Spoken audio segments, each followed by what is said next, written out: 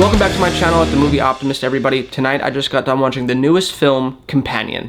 In this film, Sophie Thatcher and Jack Quaid play a couple who are about to embark on a road trip up to visit Jack Quaid's friend's lake house in the middle of nowhere. Once they get there, they spend the first night having a really good time, drinking and partying the night away, but on the second day, Jack Quaid wakes up with a hangover, and Sophie Thatcher decides she wants to go for a walk down by the water while they still have daylight, and when she gets there, she's greeted by another person staying with them in the house, and they make a sexual advancement towards her, and in self-defense, she winds up fighting back, and something awful happens, and in doing this, she slowly starts to learn that she's not actually a real person, but a companion. And essentially what that is a sex robot that can do a lot more than just have sex. You know, they care about your hobbies, they listen to you, they talk to you, they hang out with you, they cook for you, they clean for you. They seem like real people. But when she does this and kills this person in self-defense and tries to tell the rest of the group about it, they all panic and tell her what she really is and that they need to shut her down and send her back to essentially the manufacturer to be reprogrammed and fixed. However, after committing the act of self-defense,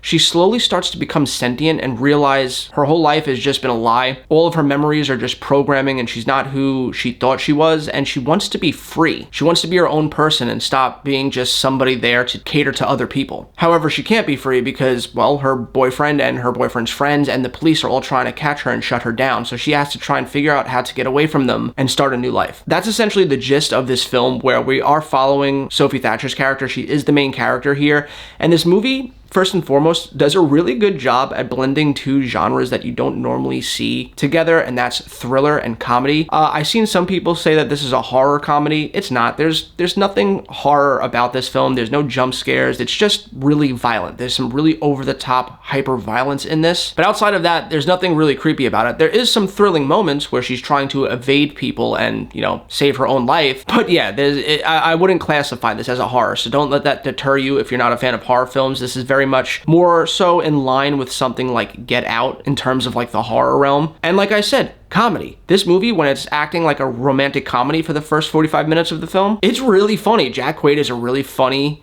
charismatic character. His friends are funny. All the cast are really charismatic and fun to watch, and you're having a good time. And then when shit hits the fan and shit starts getting bloody, it does go back and forth and interweave the comedy and the thrills together. You'll have moments where she's running in the woods away from these people, scared for her life, but then it cuts back to the friends and they're quipping jokes while they chase after her in the woods trying to catch up to her. It's more so a thriller when the perspective of the movie is on her, and when the perspective of the movie is on the friends and Jack Quaid, it's a comedy. It's just a bunch of guys in the woods cracking jokes while they hunt something, essentially. And I'll say right off the jump, I really enjoyed this movie. In a world where we have things like iRobot, you have Terminator, and you have countless other movies about robots wanting to become sentient, I've never seen it in a genre like this before, where it's like a thriller comedy, and I thought it injected new life into it. The director and the writer also created a lot of cool, thrilling sequences in this that I haven't seen in other movies of the same genre, because these movies could start to feel stale after a while. We've been watching movies like this for years, but they did a good job creating something that felt fresh and new. One of the standout moments of the film for me was a moment where Sophie Thatcher was cornered by a cop, and the cop was trying to figure out what was going on and why she was so bloody. And these robots, they can't lie. They're programmed to not be able to lie. So she finds herself in that situation where she has to get out of it, not get arrested. So what does she do? She goes into her programming and makes herself only able to speak German. So when the cop is asking her questions, she's answering them truthfully in German, and the cop can't understand what she's saying.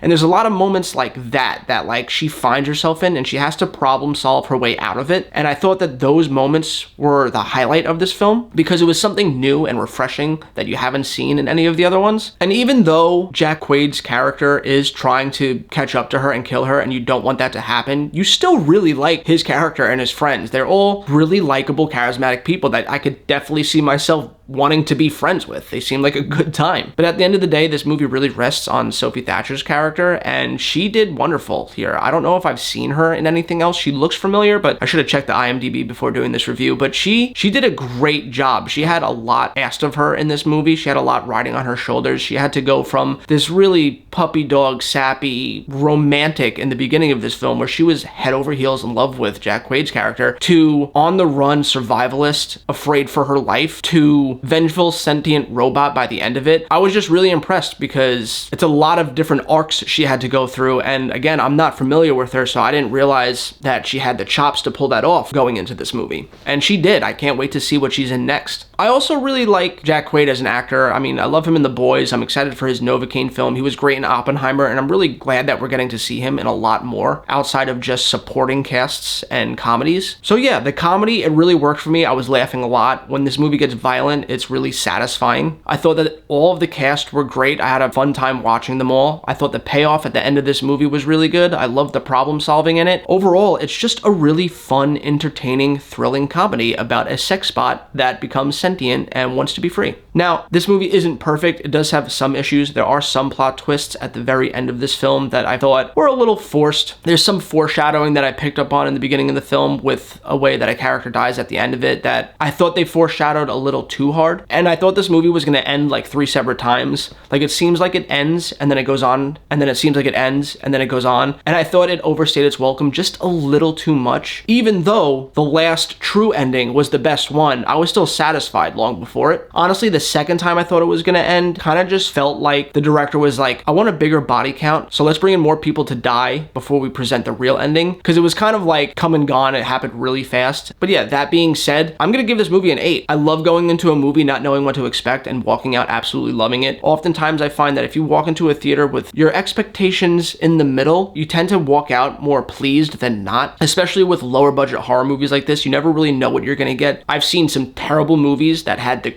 greatest trailers, and I've seen some awesome movies that had awful trailers. So I like to walk into movies like this with my expectations, like I said, firmly in the middle. Also, fun fact about the director of this film, he just got tapped to do the reboot or the remake of The Faculty, the movie starring Elijah Wood from like the early 2000s, where all the staff in this school got like taken over by aliens, were trying to kill all the kids and convert them. I love that movie. I'm not one of those people that hates remakes. It's like, whatever, if the remake comes out and it sucks, I still have the original. If nothing else, they just make a great remake, and now I have 2 movies that I absolutely love. So that's also really exciting. Shows that the studio is confident in this guy's work, especially with the praise that this movie's getting. That's pretty fucking awesome. I just like when people making good stuff get rewarded with bigger and more ambitious projects. Anyway, guys, I highly recommend this, and I hope I gave you a reason to go to the movies this weekend to see it. If I have, let's talk about it in the comments down below. Anyway, guys, I hope you have a great rest of your weekend, and I'll catch you next time.